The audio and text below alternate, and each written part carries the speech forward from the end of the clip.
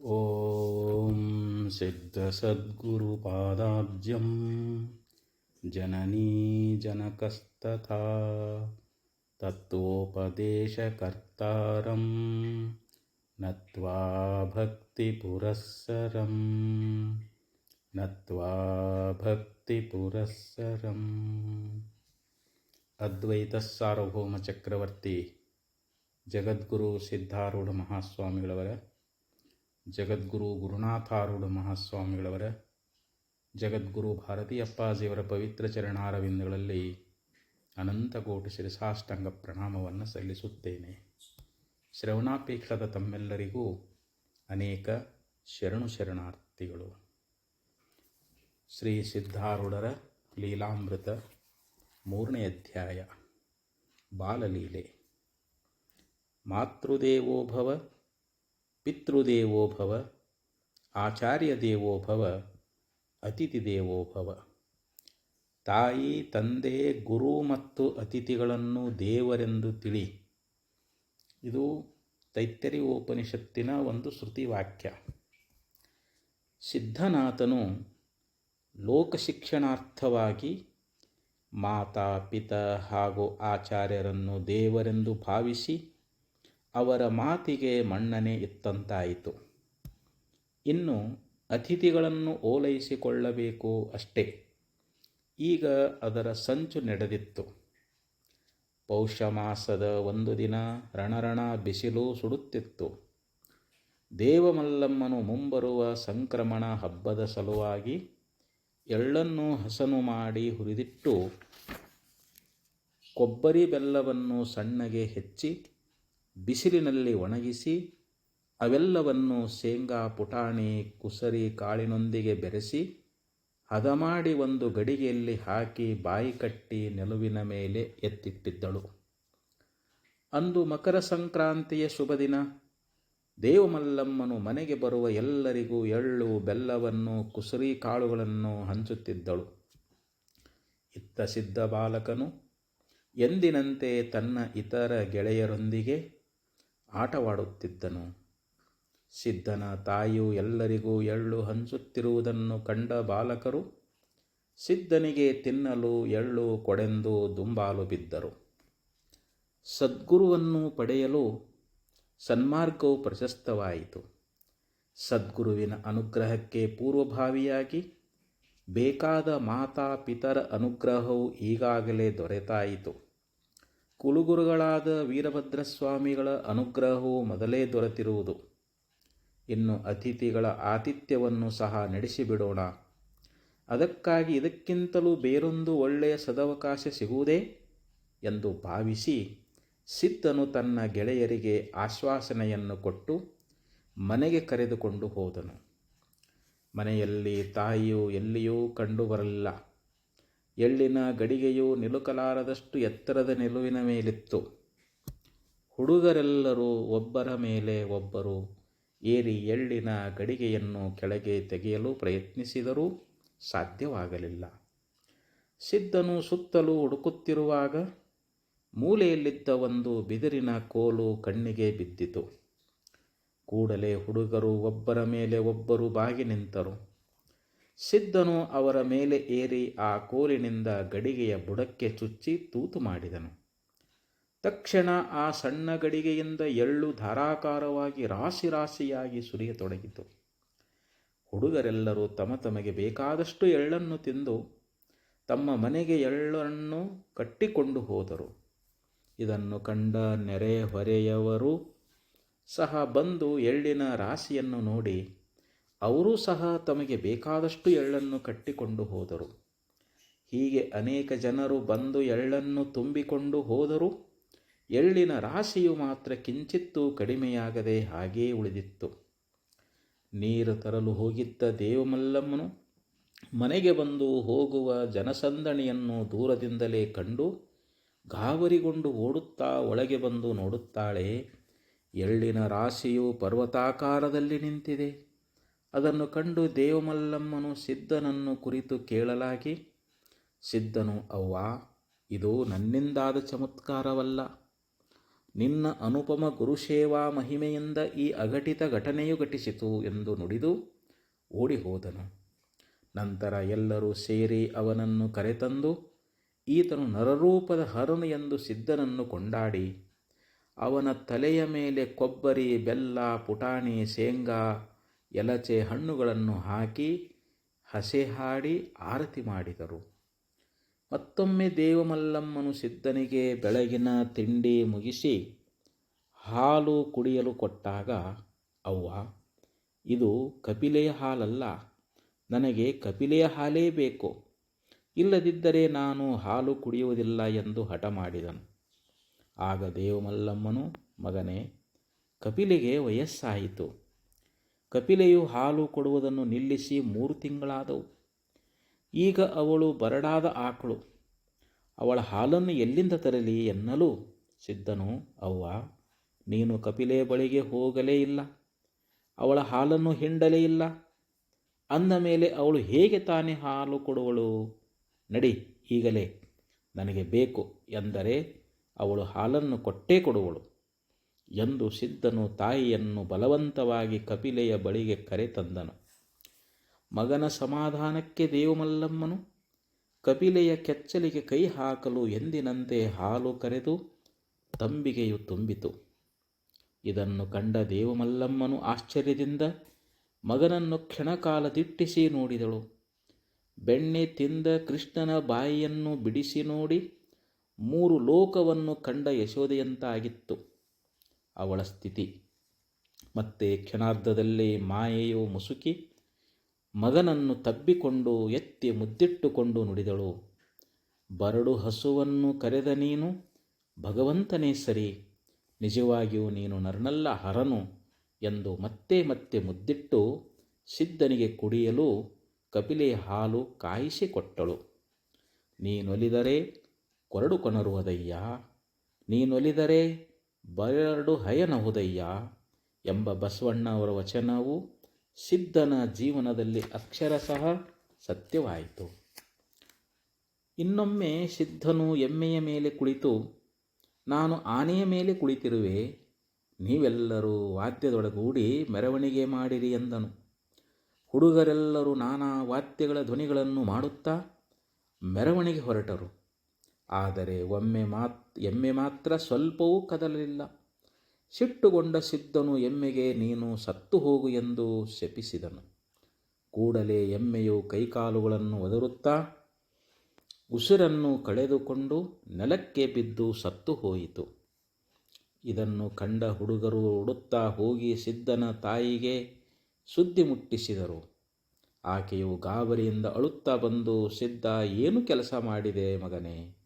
ಎಮ್ಮೆಯನ್ನು ಯಾತಕ್ಕೆ ಕೊಂದೆ ಎಂದು ಗೋಳಾಡಲು ಸಿದ್ಧನು, ಅವ್ವ, ನಿನಗೆ ಎಮ್ಮೆ ಬೇಕಾದರೆ ಯಾಕಿಷ್ಟು ಗೋಳಾಡುವಿ ಎಂದು ಓಂ ನಮಃ ಶಿವಾಯ ಎನ್ನುತ್ತಾ ಆ ಎಮ್ಮೆಯನ್ನು ಮುಟ್ಟಿದನು.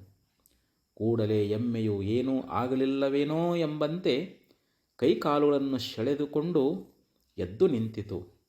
ಎಲ್ಲರೂ ಸಿದ್ಧನನ್ನು ಕೊಂಡಾಡುತ್ತಾ, ಈತನು ನಮ್ಮ ಉದ್ಧಾರದ ದಿಶೆಯಿಂದ ಭುವಿಗಿಳಿದು ಬಂದ ಭಗವಂತನೇ, ಬೇರಾರೂ ಅಲ್ಲ ಎಂದು ಹಾಡಿ ಹರಸಿದರು. ಸಿದ್ಧನಿಗೆ ಈಜುವುದೆಂದರೆ ಬಹಳ ಪ್ರೀತಿ.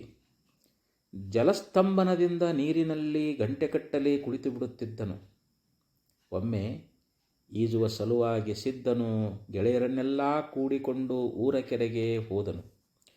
ಎಲ್ಲರೂ ನೀರಿಗಿಳಿದು ಈಜುತ್ತಾ ಸ್ನಾನ ಮಾಡುವಾಗ ದೇವದತ್ತನೆಂಬ ಬಾಲಕನು ಹೆದರಿಕೆಯಿಂದ ಗೆಳೆಯರ ಒತ್ತಾಯಕ್ಕೂ ಮಣಿಯದೆ ದಂಡೆಯ ಮೇಲೆಯೇ ನಿಂತಿದ್ದನು. ಸಿದ್ಧನು ಆ ಬಾಲಕನನ್ನು ಎಳೆದು ತಂದು ನೀರಿನಲ್ಲಿ ಮುಳುಗಿಸಿಬಿಟ್ಟನು. ಕೆಲವು ಸಮಯ ಹುಡುಗರು ಸಿದ್ಧನು ತಮಾಷೆ ಮಾಡುತ್ತಿರಬಹುದೆಂದು ಭಾವಿಸಿ ತಮ್ಮ ತಮ್ಮ ಕೆಲಸಗಳಲ್ಲಿ ಮಗ್ನವಾಗಿ ಸುಮ್ಮನಾದರು. ಎಲ್ಲರೂ ನೀರಿನಲ್ಲಿ ಮನದಣಿಯ ಈಜಾಡಿದರು, ಆಟವಾಡಿದರು, ಕುಣಿದು ಕುಪ್ಪಳಿಸಿದರು. ಮಧ್ಯಾಹ್ನದ ಬಿಸಿಲು ನೆತ್ತಿಗೇರಿ ಹೊಟ್ಟೆಯು ಚುರುಗುಟ್ಟಿದಾಗ ಎಲ್ಲರೂ ಮನೆಯ ಕಡೆಗೆ ಹೊರಡಲು ಅನುವಾದರು. ಆಗ ಅವರಿಗೆ ದೇವದತ್ತ ನೆನಪಾಯಿತು. ಸಿದ್ಧನು ಅವನನ್ನು ನೀರಿನಲ್ಲಿ ಮುಳುಗಿಸುತ್ತಿದ್ದನ್ನು ನೆನೆದು ನೀರಿಗಿಳಿದು ಹುಡುಕಾಡಿದರು. ಆದರೆ ಎಷ್ಟೊತ್ತಾದರೂ ದೇವದತ್ತನೂ ಸಿಗಲಿಲ್ಲ. ಈ ತುದಿಯಿಂದ ಆ ತುದಿಯವರೆಗೂ ಈಜಾಡಿ ಬಂದರೂ ಅವನ ಪತ್ತೆಯಾಗಲಿಲ್ಲ. ಆಳಕ್ಕೆ ಹೋಗಬಲ್ಲ ಒಬ್ಬೊಬ್ಬರು ನೀರಿನ ಆಳಕ್ಕೆ ಹೋಗಿ ಹುಡುಕಾಡಿದರು, ಎಲ್ಲಿಯೂ ಅವನ ಸುಳಿವು ಸಿಗಲೇ ಇಲ್ಲ. ಆಗ ಹುಡುಗರು ಗಾಬರಿಯಿಂದ, ಇದೇನು ಮಾಡಿದೆ ಸಿದ್ಧ? ಈಗ ಅವನ ತಾಯಿಗೆ ಏನೆಂದು ಉತ್ತರಿಸುವೆ? ನಾವು ಇಲ್ಲಿಗೆ ಬಂದಾಗ ನೀನು ಅವನನ್ನು ನೀರಿನಲ್ಲಿ ಮುಳುಗಿಸಿದೆ. ನಾವು ಇಲ್ಲಿ ಬಂದು ಉಂಡು ತಿಂದು ಆಟವಾಡಿ ಈಜಾಡಿ ಬಟ್ಟೆ ತೊಳೆದು ಒಣಗಿಸಿ ತೊಟ್ಟುಕೊಂಡು ಮನೆಗೆ ಹೊರಡುವ ವೇಳೆಯಾಯಿತು. ಅಂದರೆ ಅವನು ನೀರಿನಲ್ಲಿ ಮುಳುಗಿ 3-4 ತಾಸುಗಳಿಗಿಂತಲೂ ಮೇಲಾಯಿತು. ಈಗ ಸುಮ್ಮನಿರಲು ಸಾಧ್ಯವಿಲ್ಲ. ವಿಷಯ ಅವನ ತಾಯಿಗೆ ತಿಳಿಸಲೇಬೇಕು ಎಂದು ಓಡುತ್ತಾ ಹೋಗಿ ಆ ಹುಡುಗನ ತಾಯಿಗೆ ಸುದ್ದಿಯನ್ನು ಮುಟ್ಟಿಸಿದರು.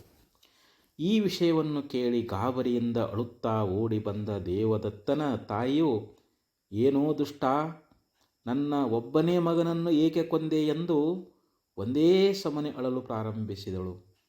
ಅದನ್ನು ಕಂಡು ಸಿದ್ಧನು, ಇಲ್ಲಿ ನನ್ನ ದುಷ್ಟತನ ಏನೂ ಇಲ್ಲ ತಾಯಿ, ನಿನ್ನ ಮಗನು ಜಲರೂಪಿ ಪರಮಾತ್ಮನಲ್ಲಿ ಲೀನವಾಗಿ ಆನಂದದಲ್ಲಿ ಇರುವನು ಎಂದು ಹೇಳಿದನು. ಅದಕ್ಕೆ ಆ ಮಾತೆಯು, ಸಿದ್ಧ, ಸಾಕು ನಿನ್ನ ವೇದಾಂತ, ಸಾಕು ಸಾಕು ನಿನ್ನ ದೈವತ್ವ. ಯಾರಾದರೂ ನೀರಿನಲ್ಲಿ 3-4 ತಾಸುಗಳ ತನಕ ಶಯನ ಮಾಡುವುದುಂಟೋ? ನನ್ನ ಮಗನನ್ನು ಈಗಲೇ ಬದುಕಿಸಿಕೊಡು ಎಂದು ಅಳಲು ಪ್ರಾರಂಭಿಸಿದಳು. ಅದಕ್ಕೆ ಸಿದ್ಧನು, ತಾಯಿ, ನಿನ್ನ ಮಗನು ಬೇಕಾದರೆ ಪ್ರೀತಿಯಿಂದ ಅವನ ಹೆಸರನ್ನು ಹಿಡಿದು ಕೂಗು, ಅವನು ಬರುವನು. ಬರೀ ಅಳುತ್ತಾ ಚೀರಾಡುವುದರಿಂದ ಏನು ಪ್ರಯೋಜನ ಎಂದು ತಿಳಿಸಿದನು. ಅದಕ್ಕೆ ಆಕೆಯು, ದೇವದತ್ತ ಬಾ ಎಂದು ಕೂಗಿದಳು. ಕೂಡಲೇ ನೀರಿನ ಮೇಲೆ ತೇಲಿ ಬಂದ ಮಗನು, ಅವ್ವ, ನಾನು ಇಷ್ಟು ಹೊತ್ತು ಆನಂದ ಸಾಗರದಲ್ಲಿ ಇದ್ದೆ, ನೀನೇಕೆ ನನಗೆ ಕರೆದೆ ಎಂದು ಪ್ರಶ್ನಿಸಿದನು. ಅದಕ್ಕೆ ಅವನ ತಾಯಿಯು ಸಂತೋಷದಿಂದ, ನೀನು ಬಂದೆ ಸರಿಯಾಯಿತು, ಇಲ್ಲದಿದ್ದಲ್ಲಿ ನಾನೂ ಸಹ ಈ ನೀರಿನಲ್ಲಿ ಬಿದ್ದು ಪ್ರಾಣವನ್ನು ಕಳೆದುಕೊಳ್ಳುತ್ತಿದ್ದೆ. 3-4 ತಾಸುಗಳು ನೀರಿನಲ್ಲಿರುವುದು ಸಾಧ್ಯವೇ ಎಂದು ನನಗೆ ಬಹಳ ಗಾಬರಿಯಾಗಿತ್ತು ಎಂದು ಮಗನನ್ನು ಮಮತೆಯಿಂದ ಅಪ್ಪಿಕೊಂಡಳು. ನಂತರ ಎಲ್ಲರೂ ಸೇರಿ ಸಿದ್ಧ ಅವತಾರಿ ಪುರುಷನು ಭಗವಂತನ ಅವತಾರ ಎಂದು ಕೊಂಡಾಡಿದರು. ಈ ದೃಶ್ಯವು ಶ್ರೀಕೃಷ್ಣ ಪರಮಾತ್ಮನು ನೀರಿನಲ್ಲಿ ಮುಳುಗಿ ಹೋದ ಸಾಂದೀಪಿನಿ ಗುರುಪುತ್ರ ಪುನರ್ದತ್ತನನ್ನು ಸಾಗರದಿಂದ ಮರಳಿ ಕರೆತಂದುದನ್ನು ಸ್ಮರಿಸುತ್ತಿತ್ತು. ಇನ್ನೊಂದು ಸಲ ಊರಿನ ಹೆಣ್ಣು ಮಕ್ಕಳೆಲ್ಲ ಸೇರಿಕೊಂಡು ತೀರಾ ವಯಸ್ಸಾದ ವೃದ್ಧರನ್ನು ಬಿಟ್ಟು ಉಳಿದ ಆಬಾಲ ವೃದ್ಧರೊಂದಿಗೆ ತಿಂಡಿ ತಿನಿಸುಗಳನ್ನೆಲ್ಲ ಕಟ್ಟಿಕೊಂಡು ವನವಿಹಾರಕ್ಕೆಂದು ಊರ ಹೊರಗಿನ ಕೆರೆಯ ಬಳಿಯಿರುವ ನೇರಳೆ ಹಣ್ಣಿನ ಮರಗಳಿಂದ ಕೂಡಿದ ಭೀಮನ ತೋಟಕ್ಕೆ ಹೊರಟರು. ಸಿದ್ಧನನ್ನು ಹುಡುಕಿದರೂ ಸಿಗಲಿಲ್ಲ. ಹಾಗಾಗಿ ಸಿದ್ಧನನ್ನು ಬಿಟ್ಟು ಅವರೆಲ್ಲರೂ ಹೊರಟು ಹೋದರು. ಸಿದ್ಧನು ಊರಿನಲ್ಲಿ ಹಿರಿಯರು ಹೆಣ್ಣು ಮಕ್ಕಳು ಕಾಣದಿರುವುದನ್ನು ಕಂಡು ಗೆಳೆಯರನ್ನು ವಿಚಾರಿಸಿ ತಿಳಿದುಕೊಂಡನು. ಬಳಿಕ ಅವರೆಲ್ಲರನ್ನು ಕೂಡಿಕೊಂಡು ಉಳಿದ ವೃದ್ಧರನ್ನು ಜೊತೆಯಲ್ಲಿ ಕರೆದುಕೊಂಡು ತಾನೂ ಸಹ ಅವರೊಂದಿಗೆ ಊರ ಹೊರಗಿನ ಕೆರೆಯ ಬಳಿಯ ಭೀಮನ ತೋಟಕ್ಕೆ ಹೊರಟನು. 2 ಹೆಜ್ಜೆ ಇಡುವಷ್ಟರಲ್ಲಿಯೇ ಇದ್ದಕ್ಕಿದ್ದಂತೆ ಗಾಳಿಯು ಜೋರಾಗಿ ಬೀಸತೊಡಗಿತು. ಸುಳಿಗಾಳಿಯು ಸುತ್ತುತ್ತಾ ಸುತ್ತಮುತ್ತಲಿನ ಮಣ್ಣಿನ ಧೂಳು ಮೇಲೆದ್ದು ಕಣ್ಣಿಗೆ ರಾಚಿ ತೊಡಗಿಕೊಂಡಿತು. ವೃದ್ಧರು ಕಣ್ಣು ಮುಚ್ಚಿ ಕಣ್ಣು ಬಿಡುವಷ್ಟರಲ್ಲಿ ಎಲ್ಲರೂ ಆಗಲೇ ವನವಿಹಾರದ ಸ್ಥಳಗಳನ್ನು ಸೇರಿಬಿಟ್ಟಿದ್ದರು. ಇದನ್ನು ಕಂಡು ಆಶ್ಚರ್ಯಗೊಂಡ ವೃದ್ಧರು, ಸಿದ್ಧನೇ, ನಿನಗೆ ವಾಯುವಿದ್ಯೆ ಸಿದ್ಧಿಸಿದೆಯೇ ಎಂದು ಪ್ರಶ್ನಿಸಿದರು. ಆಗ ಸಿದ್ಧನು, ನಿಜ, ವಾಯುದೇವನ ಉಪಾಸನೆಯಿಂದ ತೀವ್ರ ಗಮನ ಸಿದ್ಧಿಸುತ್ತದೆ. ಆದರೆ ಮನೋನಿಯಂತ್ರಣವಾದ ದೇವರ ಧ್ಯಾನದಿಂದ ಮನೋವೇಗಕ್ಕಿಂತಲೂ ತ್ವರಿತ ಗಮನ ಸಾಮರ್ಥ್ಯ ಲಭಿಸುತ್ತದೆ ಎಂದು ಉತ್ತರಿಸಿದನು. ಅದಕ್ಕೆ ಆ ಹಿರಿಯರು, ಅಪ್ಪ, ನೀನು ಧರೆಗಿಳಿದ ದೇವರು, ಹುಟ್ಟುವಾಗಲೇ ಎಲ್ಲ ವಿದ್ಯೆಯನ್ನು ಕಲಿತು ಬಂದಿರುವಿ, ಇದು ನಮ್ಮಂಥವರಿಗೆ ಸಾಧ್ಯವಿಲ್ಲ ಎಂದು ನುಡಿದರು. ಅಷ್ಟರಲ್ಲಿ ಅವರನ್ನು ಕಂಡ ಹೆಣ್ಣು ಮಕ್ಕಳು, ನಾವು ಈಗಲೇ ಬಂದು ಮುಟ್ಟಿದೆವು, ನೀವು ಊರಿನಲ್ಲೇ ಇದ್ದೀರಿ, ಅದೆಷ್ಟು ಬೇಗನೆ ನೀವು ಇಲ್ಲಿ ಬಂದು ಮುಟ್ಟಿದಿರಿ ಎಂದು ಪ್ರಶ್ನಿಸಿದರು. ಅದಕ್ಕೆ ಆ ವೃದ್ಧರು, ಅಲ್ಲಿ ನೆರೆದಿದ್ದವರಿಗೆಲ್ಲ ನಡೆದ ವೃತ್ತಾಂತವನ್ನು ತಿಳಿಸಿ ಸಿದ್ಧನು ದೇವಾಂಶ ಸಂಭೂತನು ಎಂದು ನುಡಿದರು. ಎಲ್ಲರೂ ಸಿದ್ಧನನ್ನು ಸ್ತುತಿಸಿ ಕೊಂಡಾಡಿದರು. ನಂತರ ಎಲ್ಲರೂ ಊಟ ಮಾಡಿ ಮುಗಿಸಿ ಹಿರಿಯರು ವೃದ್ಧರೆಲ್ಲರೂ ಮಾತನಾಡುತ್ತಾ ಕುಳಿತರು. ಹೆಣ್ಣು ಮಕ್ಕಳು ಪದಗಳನ್ನು ಹಾಡತೊಡಗಿದರು. ಹುಡುಗರು ಮತ್ತು ಮಕ್ಕಳು ಆಟವಾಡುತ್ತಾ ನೇರಳೆ ಹಣ್ಣುಗಳನ್ನು ಆರಿಸತೊಡಗಿದರು. ಹುಡುಗರೆಲ್ಲರೂ ನೇರಳೆ ಹಣ್ಣುಗಳನ್ನು ಆರಿಸುವುದನ್ನು ನೋಡಿದ ಸಿದ್ಧನು ಒಂದು ನೇರಳೆ ಹಣ್ಣನ್ನು ತೆಗೆದುಕೊಂಡು ದೂರದಲ್ಲಿ ಎಸೆದನು. ಕೂಡಲೇ ಅಲ್ಲಿ ಒಂದು ದೊಡ್ಡ ನೇರಳೆ ಹಣ್ಣಿನ ರಾಶಿಯೇ ಆಗಿ ಹೋಯಿತು. ಹುಡುಗರೆಲ್ಲರೂ ಆ ಹಣ್ಣಿನ ರಾಶಿಯತ್ತ ಧಾವಿಸಿದರು. ಹಣ್ಣಿನ ರಾಶಿಯನ್ನು ಕಂಡ ಕೂಡಲೇ ಮಾತನಾಡುತ್ತಾ ಕುಳಿತಿದ್ದ ಹಿರಿಯರು ಹೆಣ್ಣು ಮಕ್ಕಳು ಧಾವಿಸುತ್ತಾ ಹೋಗಿ ಸೆರಗಿನಲ್ಲಿ ಬಟ್ಟೆಗಳಲ್ಲಿ ನೇರಳೆ ಹಣ್ಣುಗಳನ್ನು ತುಂಬಿ ತುಂಬಿ ಕಟ್ಟಿಕೊಳ್ಳತೊಡಗಿದರು. ಎಲ್ಲರೂ ಹಣ್ಣುಗಳನ್ನು ತಿಂದು ಮನೆಗೆ ತೆಗೆದುಕೊಂಡು ಹೋಗಲು ಬೇಕಾದಷ್ಟನ್ನು ಚೀಲಗಳಲ್ಲಿ ತುಂಬಿಕೊಂಡರು. ಇಷ್ಟು ಹೊತ್ತು ಇಲ್ಲದ ಈ ಹಣ್ಣಿನ ರಾಶಿಯು ಇದ್ದಕ್ಕಿದ್ದಂತೆ ಇಲ್ಲಿ ಹೇಗೆ ಬಂದಿತು ಎಂದು ವಿಚಾರಿಸಲು ಸಿದ್ಧನು ಒಂದು ನೇರಳೆ ಹಣ್ಣನ್ನು ಅಲ್ಲಿ ಚೆಲ್ಲಿದನು. ಕೂಡಲೇ ಅಲ್ಲಿ ಹಣ್ಣಿನ ರಾಶಿಯಾಗಿ ಬಿಟ್ಟಿತು ಎಂದು ಒಬ್ಬ ಹುಡುಗನು ನುಡಿದನು. ಎಲ್ಲರೂ ಸಿದ್ಧನ ಮಹಿಮೆ ಅಪಾರ, ಅವನು ಹರನೇ ನರರೂಪದಿಂದ ಬಂದಿರುವನು, ಅವತಾರ ಪುರುಷನು ಎಂದು ಎಲ್ಲರೂ ಸಿದ್ಧನನ್ನು ಕೊಂಡಾಡುತ್ತಾ ಹೊಗಳುತ್ತಾ ಹಣ್ಣುಗಳನ್ನು ತಿನ್ನುತ್ತಾ ಮನೆಗೆ ಹೊರಟರು. ಮಾರ್ಗ ಮಧ್ಯದಲ್ಲಿ ಒಂದು ಸತ್ತ ಹಾವು ದಾರಿಗೆ ಅಡ್ಡಲಾಗಿ ಬಿದ್ದಿತ್ತು. ಅದನ್ನು ನೋಡಿ ಎಲ್ಲರೂ ಹೆದರಿ ಹೌಹಾರಿ ಚೀರಿ ಓಡತೊಡಗಿದರು. ಕೂಡಲೇ ಸಿದ್ಧನು ಆ ಹಾವನ್ನು ಎತ್ತಿ ತೋರಿಸುತ್ತಾ, ಹೆದರಬೇಡಿರಿ, ಇದು ಸತ್ತ ಹಾವು, ನಿಮಗೆ ಏನೂ ಮಾಡುವುದಿಲ್ಲ. ಈ ಜಗತ್ತೇ ಹೀಗೆ, ದೃಶ್ಯ ಮಾತ್ರಕ್ಕೆ ಜನ ಮುಗಿಬೀಳುತ್ತಾರೆ, ವಾಸ್ತವಿಕತೆಯ ಬಗ್ಗೆ ಯಾರೂ ವಿಚಾರ ಮಾಡುವುದೇ ಇಲ್ಲ ಎಂದು ಹೇಳಿ ಅವರೆಲ್ಲರೂ ಧೈರ್ಯ ಕೊಟ್ಟು ಬಳಿ ಕರೆದು ತೋರಿಸಿದನು. ಬಳಿಕ ಆ ಹುಡುಗರನ್ನು ಕುರಿತು, ನಿಮ್ಮ ವಿಶ್ವಾಸ ಪರೀಕ್ಷಾರ್ಥವಾಗಿ ಇದು ಸತ್ತಂತೆ ಬಿದ್ದಿರುವುದು, ನಿಮ್ಮ ವಿಶ್ವಾಸದಂತೆ ಭಗವಂತನಿರುವನು. ಆದ್ದರಿಂದ ನೀವೆಲ್ಲರೂ ವಿಶ್ವಾಸದಿಂದ ದೇವನಿರುವನು ಎಂದು ದೃಢವಾಗಿ ನಂಬಿ ಓಂ ನಮಃ ಶಿವಾಯ ಎಂದು ಹೇಳುತ್ತಾ ನಮಸ್ಕರಿಸಿರಿ. ಆಗ ಆ ಸರ್ಪವು ಸಜೀವವಾಗಿ ನಿಮ್ಮ ದಾರಿಯನ್ನು ಬಿಟ್ಟು ಹೊರಟು ಹೋಗುವುದು ಎಂದು ಹೇಳಿದನು. ವಿಶ್ವಾಸ ಸುಮ್ಮನೆ ಬರುವುದೇ? ನೋಡಿದ ಮೆಲ್ಲನೆ ವಿಶ್ವಾಸ ಬರುವುದು ಎಂದೊಬ್ಬ ಬಾಲಕನು ಪ್ರಶ್ನಿಸಲು ಸಿದ್ಧನು, ಉಶ್ವಾಸ ನಿಶ್ವಾಸದ ಬಗ್ಗೆ ವಿಶ್ವಾಸ ಯಾವುದು? ಶ್ವಾಸವಿರುವವರೆಗೂ ಸುಖವಾಗಿ ಬದುಕುತ್ತೇನೆ ಎಂಬ ಅಚಲವಾದ ನಂಬಿಕೆ ವಿಶ್ವಾಸ. ಕೋಮಾ ಸ್ಥಿತಿಯಲ್ಲಿ ಶ್ವಾಸವಿದ್ದರೂ ಅದು ಬದುಕಲ್ಲ.